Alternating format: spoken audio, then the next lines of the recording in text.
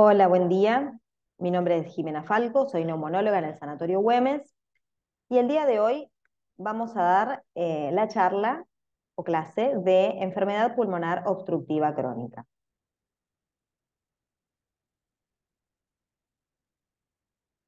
La EPOC, o enfermedad pulmonar obstructiva crónica, según el documento de Gold, se define como una enfermedad común, prevenible y tratable, caracterizada por síntomas respiratorios persistentes y limitación al flujo aéreo debido a anormalidades de la vía aérea y alveolares, usualmente por exposición significativa a estímulos nocivos. Para el diagnóstico, tenemos un diagnóstico de sospecha de POC en adultos con exposición a factores de riesgo, estas partículas o gases nocivos, principalmente el tabaco, y que presentan síntomas compatibles como ser disnea o tos crónica con o sin producción de esputo. A su vez, para el diagnóstico de confirmación, lo que necesitamos es una espirometría forzada con prueba broncodilatadora realizada en la fase de estabilidad de la enfermedad en un adulto con sintomatología compatible, donde la relación BEF1-FBC en el postbroncodilatador nos va a dar obstructivo, ¿sí? Menor a 70. Con esto confirmamos el diagnóstico de POC. Entonces, ante síntomas compatibles como disnea, tos crónica o expectoración, factores de riesgo del huésped, ¿sí? Exposición ocupacional, polución, el antecedente de tabaquismo, lo que necesitamos para diagnosticar la EPOC es una espirometría, la cual es imprescindible para establecer el diagnóstico. Entonces, vamos a considerar diagnóstico de POC y realizar una espirometría en pacientes mayores de 40 años que tengan eh, antecedentes de tabaquismo o exposición, sintomatología, y esto de edad mayor a 35 años es porque depende muchas veces de la literatura, pero con tener un mayor de 40 años ya tenemos la sospecha de POC. Sospecha clínica, realizamos la espirometría con prueba postbroncodilatadora, y si en el postbroncodilatador presentamos una espirometría con relación BF1-FBC menor a 70, ya nos da el diagnóstico de POC. En caso contrario, tenemos que ver diagnósticos diferenciales. En Argentina, según el estudio EPOCAR que se realizó y se publicó en el 2018, 14,5%, ¿sí? Sobre 2.300.000 personas estudiadas mayores o iguales a 40 años, ¿sí? Tuvieron diagnóstico de POC. Tras la confirmación del diagnóstico, se recomienda clasificar a la enfermedad teniendo en cuenta el grado de obstrucción espirométrica y el impacto en el estado de la salud del paciente. La espirometría nos va a determinar la severidad de la obstrucción, en donde vamos a tener de GOL 1 a GOL 4 una clasificación espirométrica teniendo en cuenta el valor de BF1. Por ejemplo, GOL 1 sería un leve, va a tener una espirometría obstructiva con un BF1 mayor o igual al 80% del predicho. Un 2 entre el 50 y 80, gol 3 menor a 30, entre 50 y 30, y gol 4 menor a 30%. La evaluación de la disnea la vamos a hacer con la escala de disnea de la MMRC, donde grado 0 es la ausencia de disnea, hasta grado 4, donde es una disnea que le impide al paciente salir de la casa o aparece con actividades como vestirse o desvestirse. El CAT es un cuestionario, ¿sí? Donde lo realiza el paciente y nos va a decir cómo impacta la enfermedad que padece en su vida diaria. Uno se lo administra al paciente y lo va a completar dando una puntuación, desde, por ejemplo, nunca toso o siempre estoy tosiendo, no tengo flema o siempre estoy con el pecho completamente lleno de flema y demás, donde esto nos va a dar una puntuación y vamos a ver qué impacto está teniendo la enfermedad con toda la sintomatología en la vida del paciente. Si el puntaje es menor a 10, hay un impacto bajo de la EPOC sobre el paciente. Ahora, si es mayor o igual a 10, ya nos dice que hay un impacto medio alto en la calidad de vida del paciente con respecto a su diagnóstico de EPOC.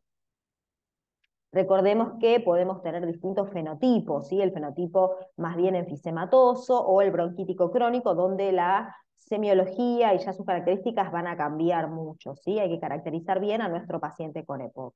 Y siempre la Organización Mundial de la Salud recomienda que todo paciente que tenga diagnóstico de EPOC tenga al menos una vez en su vida un dosaje de alfa-1 antitripsina, donde el valor menor a 20 es altamente sugestivo de un déficit, ¿sí? Siempre investigar la familia, ver los antecedentes, pero siempre un paciente con diagnóstico de EPOC tiene que tener un dosaje de alfa-1 antitripsina. Ahora, en cuanto al diagnóstico, evaluación y clasificación de la enfermedad, ya sabíamos que en un paciente con sospecha clínica, antecedentes de exposición, vamos a realizarle la espirometría, que si nos da obstructiva, en el postbroncodilatador ya nos va a dar un diagnóstico de POC y vamos a ver la severidad de la obstrucción con el valor del BEF1 espirométrico. Ahora, a su vez, vamos a caracterizar los síntomas, riesgo de exacerbaciones, la disnea, ¿sí? Y la calidad de vida. Esto nos va a encuadrar a los pacientes en distintos grados, que se dice de GOLD, ¿sí? Puede ser un GOLD A, un GOLD B o un GOLD E. ¿Qué nos va a determinar esto? Bueno, un paciente que en la historia de exacerbación tiene ninguna o una exacerbación moderada que no llevó a requerir hospitalización, nos va a colocar al paciente en un GOLD A o GOLD B. ¿Qué lo va a diferenciar? Bueno, la evaluación de la disnea y el CAT, el cuestionario este de calidad de vida, de cómo impacta la enfermedad que tiene en el paciente. Entonces, si tiene una disnea entre 0 y 1 y un CAT menor a 10, nos va a catalogar a nuestro paciente como GOLD A, una disnea mayor o igual a 2, con un CAT ya mayor o igual a 10, donde el paciente tiene mucha repercusión, ¿sí? En su vida diaria, nos va a catalogar al paciente como un GOLD B, y ya uno más exacerbador con 2 o más exacerbaciones moderadas o una que requirió hospitalización independientemente del grado de disnea o del CAT, ya nos va a colocar a nuestro paciente en GOLD E. Y esto va a ser importante a la hora de plantear un tratamiento. Algo también importante es que una vez que uno clasifica al paciente con EPOC, no vuelve a reclasificarlo, sino que esto se hace de primera vez para ver en dónde estamos parados y cómo vamos a tratar a nuestro paciente. Entonces, el tratamiento del EPOC se va a basar primero en una valoración inicial de GOLD A, B o E, un seguimiento en cuanto a síntomas, disnea, agudizaciones, y siempre revisar, valorar y ajustar si es necesario el tratamiento, pero no recategorizamos, ¿sí? Eso tenemos que recordarlo. Se categoriza una vez que uno hace el diagnóstico y luego se sigue en cuanto a la sintomatología del paciente. El tratamiento farmacológico inicial va a ser según esta clasificación entre A, B o E. Dentro de la medicación que vamos a utilizar, bueno, claramente el pilar van a ser los broncodilatadores, ¿sí? Acá pongo, bueno, el glosario donde SABA, sabemos que son los beta-2 agonistas de corta duración, SAMA, los anticolinérgicos de corta duración, tenemos corticoides inhalados, los LAMA, anticolinérgicos de larga duración, LABA, beta-2 de larga duración, ultra-LABA, son aquellos que duran 24 horas como el indacaterol, y los inhibidores de la fosfodiesterasa como el roflumilaz. Estos son medicamentos que vamos a utilizar. Ahora, de inicio, una vez que categorizamos a nuestro EPOC, por ejemplo, un paciente con EPOC GOLD A, ¿sí? Que no tiene casi exacerbaciones y que tiene una disnea entre 0 y 1 y un CAT menor a 10, lo de elección es un broncodilatador. Podemos elegir el que tengamos, el que más le resulte al paciente, pero de elección un broncodilatador. Grupo B se sugiere, ¿sí? LABA-LAMA, o sea, la asociación de dos broncodilatadores de acción prolongada. Esto porque es un paciente que ya presenta disnea constantemente, con lo cual uno no le va a dejar una medicación a demanda, sino que ya vamos a indicarle un broncodilatador de acción prolongada que ayude a mantenerlo con menor sintomatología. Y los de grupo E, lo que se sugiere son LABA y LAMA, y considerar el agregado de corticoides si los eosinófilos en sangre periférica son mayores a 300. Estos pacientes se beneficiarían del agregado del corticoide inhalado. Broncodilatadores de corta duración, bueno, son el primer paso del tratamiento farmacológico, ¿sí? Tenemos SAMA o SABA, como veníamos viendo, es para control rápido de síntomas. En pacientes con síntomas ocasionales, el tratamiento de acción corta reduce los síntomas y mejora la tolerancia al esfuerzo. Y añadidos al tratamiento de base, son de elección para el tratamiento de síntomas a demanda, ¿sí? Sea cual sea el nivel de gravedad de la enfermedad. Siempre los vamos a utilizar para rescate, ¿sí? Broncodilatadores de larga duración son el primer escalón en pacientes con síntomas permanentes, permite un mayor control de síntomas y mejoran tanto calidad de vida como función pulmonar y reducen el número de exacerbaciones. En esto, el LAMA tiene leve superioridad a los LABA. Y los beneficios se generan disminuyendo, bueno, claramente la hiperinsuflación dinámica que presenta el paciente con EPOC, mejorando la capacidad inspiratoria, el grado de disnea y la tolerancia al ejercicio. Broncodilatadores de larga duración, bueno, como LABA, sí, salmeterol, formoterol, indacaterol, vilanterol, son distintos ejemplos que hay en el mercado. Antimuscarínicos, también, bromuro de tiotropio, glicopirroño, umeclidinio, son de acción prolongada, estos LAMA. Y la asociación LABA-LAMA, que tiene un beneficio funcional añadido con reducción de la necesidad de medicación de rescate, mejora síntomas y calidad de vida frente a la monoterapia. Los corticoides inhalados en EPOC siempre deben asociarse a un broncodilatador de acción prolongada, ¿sí? Y hay disminución significativa de número de agudizaciones y una mejoría en calidad de vida, pero no han mostrado un efecto beneficioso sobre la mortalidad. Los estudios TORCH demostraron que tiene un mayor riesgo de neumonía, ¿sí? En pacientes tratados con fluticasona sola o combinación, pero sin aumento de la mortalidad, con lo cual pueden utilizarse, ¿sí? Combinaciones que tal vez las conozcan más desde asma, ¿sí? Pero son combinaciones de corticoide inhalado con LABA, como ser el budesonide formoterol, fluticasona salmeterol, fluticasona bilanterol, son distintos ejemplos que hay en el mercado. Y luego tenemos en un mismo eh, fármaco, ¿sí? En una disposición de 3 fármacos en uno, ¿sí? En pacientes con nivel de gravedad 3 o estos pacientes GOLD, se puede asociar el LABA-LAMA corticoide inhalado, ¿sí? Tiene mayor efecto sobre la función pulmonar con disminución de agudizaciones y hospitalizaciones en pacientes graves. Macrólidos en época estable, ¿sí? Fíjense que son antibióticos. Estos administrados en forma prolongada y dosis baja, ¿sí? Van a tener una actividad antiinflamatoria e inmunomoduladora, ¿sí? No lo usamos como antibiótico, sino como actividad antiinflamatoria. Esto reduce significativamente el número de agudizaciones y los pacientes candidatos serían aquellos de gravedad 4, ¿sí? Una espirometría más obstructiva, agudizaciones frecuentes a pesar del tratamiento broncodilatador, especialmente si se detecta una infección bronquial, por ejemplo, por pseudomonas. Hay pacientes que puedan estar colonizados.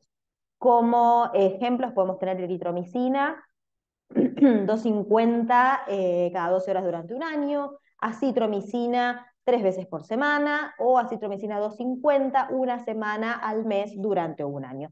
Son distintos esquemas que podemos elegir dependiendo del paciente y la comodidad, ¿verdad? Y el roflumilaz, que es un antibiótico, ¿sí? Que tiene inhibición selectiva de la fosfodiesterasa 4, ha demostrado prevenir agudizaciones en pacientes con EPOC grave que presentan tos y expectoración crónica. Este efecto se mantiene cuando se añade al tratamiento de mantenimiento con un broncodilatador. Recuerden que la EPOC se trata con broncodilatadores principalmente y después vamos a ir añadiendo medicación según el tipo de paciente al que tengamos enfrente, si es agudizador, si no es agudizador, si lo que predomina es la disnea. Siempre hay que caracterizar bien cuál es la sintomatología que presenta este paciente. Bien.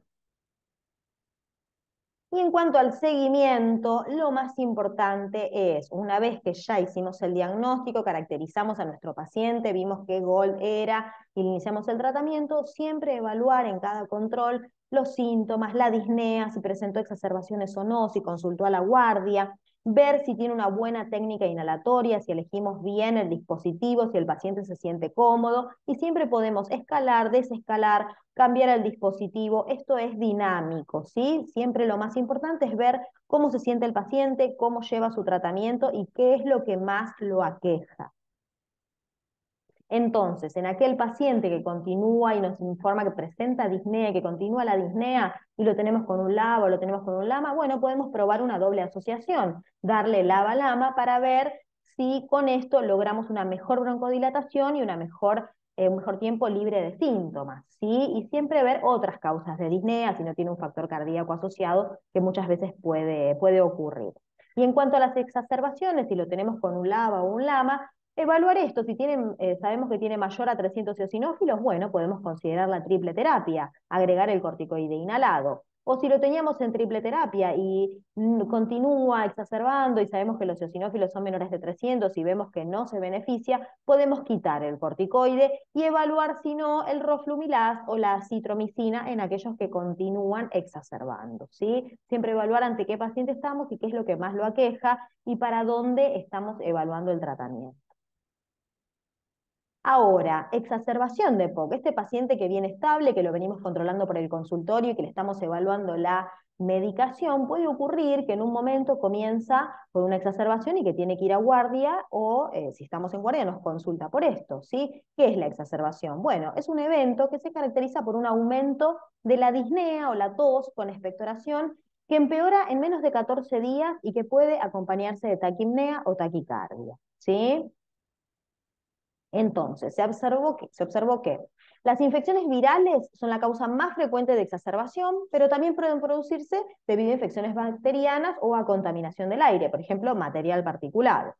Las exacerbaciones afectan el curso de la EPOC. Muchas exacerbaciones no se notifican al médico. El paciente muchas veces no se controla o fue a la guardia y ya está acostumbrado a exacerbar frecuentemente y no lo dice en la consulta, ¿sí? Y en general estas exacerbaciones suelen durar de 7 a 10 días, pero el empeoramiento del estado clínico puede mantenerse más tiempo, ¿sí? A las 8 semanas de exacerbación, hasta el 20% de los enfermos no logra volver al estado de salud previo a la misma. Por eso es tan importante preguntar y ver si el paciente exacerbó o no exacerbó, si tuvo que ir a la guardia, si estuvo en la casa, si tuvo que recibir tratamiento tal vez a distancia, ¿sí? Siempre evaluarlo. Entonces, si estamos ante un paciente con sospecha de exacerbación y vemos que tiene diagnóstico confirmado de POC, vamos a ver el grado de severidad, ¿sí?, de esta exacerbación, que puede ser de leve, moderada o severa, y muchas veces requiere internación y muchas veces requiere internación en cuidados intensivos. Y esto tal vez va a ser más de manejo en una guardia, bien, pero es un paciente que tiene que ser continuamente entrenado y tenemos que explicarle la sintomatología y cuándo consultar y cómo puede ser que ocurra esto, ¿sí? Aquellas exacerbaciones leves son las que requieren solo el uso de broncodilatadores, las moderadas ya van a requerir el uso de corticoides sistémicos o antibióticos, y las graves son aquellas que suelen requerir una visita al servicio de guardia, ¿sí? Y muchas veces terminan en hospitalización. Entonces, puntos claves respecto al manejo de la exacerbación. Bueno, se recomiendan los agonistas beta 2 de corta acción inhalados, ¿sí?, con o sin anticolinérgico. El corticoide sistémico puede mejorar la función pulmonar, ¿sí?, el BEF1, la oxigenación, y acorta el tiempo de recuperación, ¿sí? Y la duración no debe ser superior de 5 a 7 días. Los antibióticos, cuando están indicados, pueden reducir el tiempo de recuperación, ¿sí? No se recomienda el uso de metilxantinas, ¿sí?, porque tienen mucho efecto secundario, y la ventilación mecánica no invasiva, la VNI, tiene que ser el primer modo de ventilación utilizado en pacientes con EPOC que presenten insuficiencia respiratoria aguda y que no tengan contraindicación. Bien. El objetivo de la exacerbación, o sea, del tratamiento, va a ser minimizar el impacto de la exacerbación actual y prevenir el desarrollo de eventos posteriores. Dependiendo de la gravedad, ¿sí?, la exacerbación puede tratarse en el entorno ambulatorio como en el hospitalario, y más del 80% de las exacerbaciones se tratan de forma ambulatoria, ¿sí? Entonces, cuando el paciente con exacerbación de EPOC acude al servicio de urgencia, se le debe proporcionar oxígeno, someter una evaluación para determinar si la exacerbación es potencialmente mortal y si el aumento del trabajo respiratorio o la alteración del intercambio de gases requiere la consideración de ventilación no invasiva. ¿Sí? Aquella exacerbación que no tiene peligro para la vida, así lo vemos un paciente en la guardia, hay que evaluar la severidad de los síntomas, hacer gasometría arterial, radiografía de tórax, dar oxigenoterapia, siempre controlando junto con la gasometría, así puede haber pacientes, recordemos que tengan hipercapnia, que retengan, entonces que esto no los beneficie, con lo cual siempre hay que hacer determinación secuencial de gasometría, y dar broncodilatadores, aumentar la dosis y la frecuencia de los broncodilatadores de acción corta, combinar anticolinérgicos con beta 2, contemplar el uso de broncodilatador de acción prolongada cuando el paciente se estabiliza y utilizar cámaras de inhalación o nebulizador en aquel paciente que tal vez no pueda manejar bien el uso de los aerosoles. Contemplar el uso de corticoide oral y en todo momento supervisar equilibrio de líquidos, contemplar el uso de heparina, identificar y tratar trastornos, bueno, siempre asociados. Bien.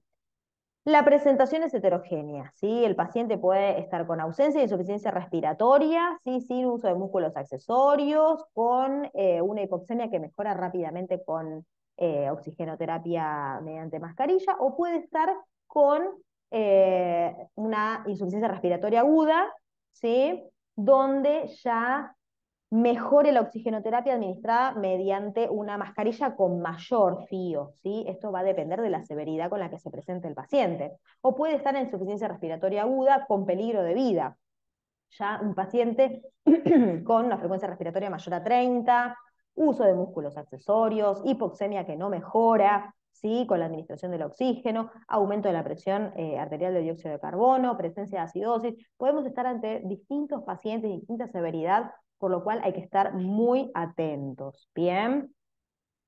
Entonces, en aquel paciente que tenga una disnea grave con respuesta insuficiente al tratamiento, cambio en el estado mental, persistencia o empeoramiento de la hipoxemia, bueno, este paciente va a necesitar esto que hablábamos de la ventilación mecánica invasiva más que no invasiva, ¿sí? Y cuando hay inestabilidad hemodinámica o requerimiento de vasopresores, bueno, siempre considerar que va a ser un paciente que requiera ventilación invasiva para, ¿sí? Por su riesgo de vida. Bien. Entonces, para la ventilación mecánica no invasiva, que suele ser de elección en pacientes con EPOC, salvo contraindicaciones, lo vamos a utilizar en pacientes con, perdón, acidosis respiratoria, disnea grave con signos clínicos que sugieran fatiga de los músculos respiratorios, aumento del trabajo respiratorio, o ambos, como el uso de músculos accesorios, el movimiento paradójico, o hipoxemia persistente a pesar de la oxigenoterapia. Existe disnea, sí, el cuadro clínico es consistente, un pH menor a 35 y una presión arterial de dióxido de carbono mayor a 45 y estabilidad médica. En estos pacientes vamos a considerar la ventilación mecánica no invasiva.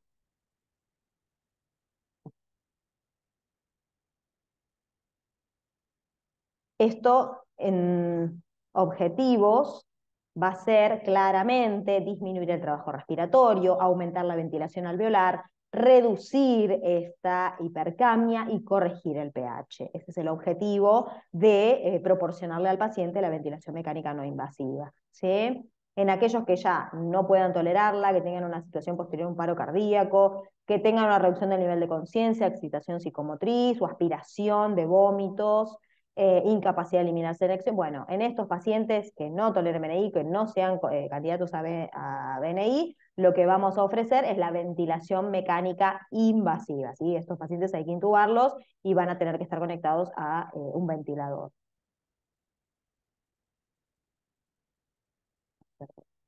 Ahora, algo muy importante en el paciente con EPOC, la indicación, sí, como en todo paciente con patología respiratoria crónica, la indicación de la vacunación. Vacunación antigripal, vacunación antineumocóxica, ¿sí? Siempre estar atentos, vacunación COVID, ¿sí? Tener al paciente bien controlado y con el calendario de vacunación completo. Y dentro de intervenciones no farmacológicas, siempre vamos a apoyar al paciente, ayudarlo y felicitarlo si es que ya comenzó con la cesación tabáquica, porque va a ser lo que más lo va a beneficiar y va a evitar que esto continúe progresando más rápidamente. Bien, entonces siempre cesación tabáquica y considerar el uso del oxígeno crónico domiciliario en aquellos pacientes que sean candidatos. ¿Por qué? Porque el oxígeno, ¿sí?, consigue aumentar la supervivencia en pacientes con EPOC e insuficiencia respiratoria grave.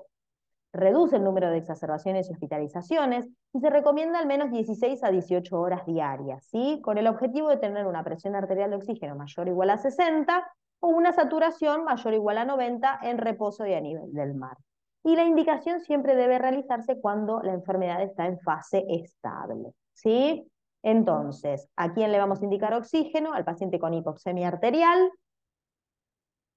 y lo vamos a indicar y titular para mantener la saturación mayor al 90%. Y siempre revisar entre los 60 a 90 días para evaluar si todavía el oxígeno está indicado o si el oxígeno suplementario prescrito está efectivo o hay que titularlo, o sea, hay que subirle más los litros que estoy utilizando y demás. Ahora, algo muy importante para indicarle al paciente, no importa en qué grado de GOLD esté, si sea A, B o E, no hay que esperar a que el paciente esté gravemente enfermo, la rehabilitación respiratoria, ¿sí? Es una herramienta terapéutica fundamental, ya que demostró mejorar el rendimiento físico y la autonomía del paciente al permitir un mejor control de la disnea, optimizar la función pulmonar, mejorar la capacidad de esfuerzo y reducir los factores psicosociales que modulan la evolución de la enfermedad. La duración de los programas de rehabilitación respiratoria suele ser de 3 sesiones a la semana durante 8 semanas. Una vez finalizado este programa, ¿sí?, se debe proporcionar un programa de mantenimiento de manera indefinida en el domicilio del paciente, ¿sí? Esta rehabilitación es una de las herramientas terapéuticas más eficaces para los pacientes que presenten EPOC. Entonces, comienzan supervisados en un servicio de kinesiología, muchas veces en un sanatorio, en un hospital, en un centro, y luego se les explica, se les enseña y se los continúa acompañando para que esta rehabilitación y este ejercicio físico sea por siempre, no sea un tiempo nada más, sino que ya cambie la calidad de vida del paciente y que lo continúe por siempre. Acá hay unas fotos del servicio de rehabilitación pulmonar del Instituto Vacaresa, donde hay pacientes con EPOC, con fibrosis quística, con bronquiectasias, no solo con EPOC, o sea, con mucha patología pulmonar crónica, con enfermedades intersticiales, donde sabemos que es muy importante lograr que el paciente continúe con la rehabilitación respiratoria porque es lo que más lo va a ayudar en su sintomatología, junto con la indicación, si es necesaria, del oxígeno crónico domiciliario. Contraindicaciones, bueno, siempre evaluar una contraindicación cardiovascular, siempre vamos a pedir un apto cardiológico, que sea un paciente con una neoplasia, con una insuficiencia hepática severa, un trastorno metabólico descompensado o un déficit cognitivo que no permita que un paciente pueda acudir al servicio de rehabilitación, que entienda las consignas, o enfermedades psiquiátricas graves, ¿sí? Y considerar también el trasplante, ¿sí? El trasplante pulmonar en pacientes en fase terminal, ¿sí? O de esperanza de vida limitada, severa disnea, pacientes con potencial de rehabilitación, y si bien tiene baja supervivencia a 5 años, es una opción para un paciente gravemente enfermo, ¿sí? Recordar que el 96% de los pacientes con EPOC son producidos o son a causa del tabaquismo, por lo tanto hay que promover el abandono del mismo, y si ya presenta la enfermedad, se debe tratar de aliviar o disminuir síntomas, aumentar la tolerancia al ejercicio, educar al paciente para sostener este tratamiento de forma regular, reducir la frecuencia y gravedad de las exacerbaciones y promover una mejor calidad de vida y así aumentar su supervivencia. Respirar aire puro es un derecho y no contaminarlo es un deber. Promovamos el no contaminar, ¿sí?, la cesación tabáquica, el ayudar a los pacientes a que puedan llevar una mejor calidad de vida, pese a un diagnóstico de POC, que hoy sabemos que hay tratamientos y que tenemos mucho por hacer por nuestro paciente, y acompañarlos en su patología. Bueno, muchas gracias.